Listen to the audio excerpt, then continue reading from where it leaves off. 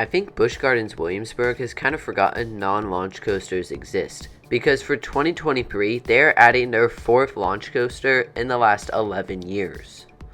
It started with the Zier creation Verbolten, which opened for the 2012 season, then Tempesto, the premier ride Skyrocket 2, and then the new for 2020, then 2021, then finally 2022, Pantheon. And now, here it is, DarKoaster. We've known this coaster was going to be added to Busch Gardens Williamsberg for some time now, but we hadn't gotten an official announcement until now. And I gotta say, this is going to be a good ride. It's built by Intamin and will feature 4 launches. They're also marketing this as the world's first completely indoor straddle roller coaster. Notice how they said world's first all-indoor straddle coaster, because Tron at the Disney parks goes outside. There might be another example, I'm not sure. But it's still cool to see a ride like this. I really don't see how Busch Gardens Williamsberg can go wrong here. The ride is located in the old Dark Castle building, which housed a former Dark ride, so now this ride pays homage to the old attraction, which is always great too.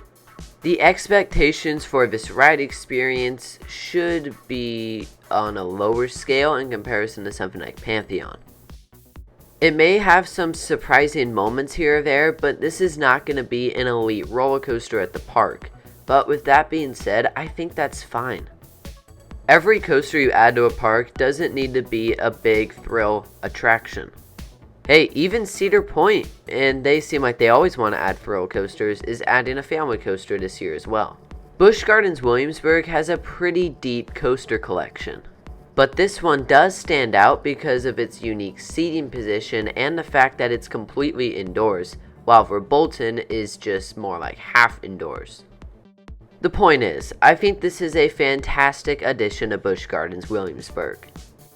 DarKoaster has well over 2,000 feet of track and reaches a top speed of 36 miles an hour, which, as I said, is not an extreme experience.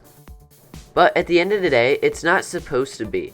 I think if this coaster was placed outside, most of us would see it as kinda meh, but its indoor setting I think is really smart.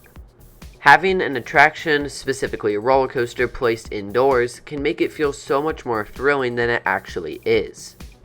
I mean, just for the fun of it, look at Space Mountain at Disney World.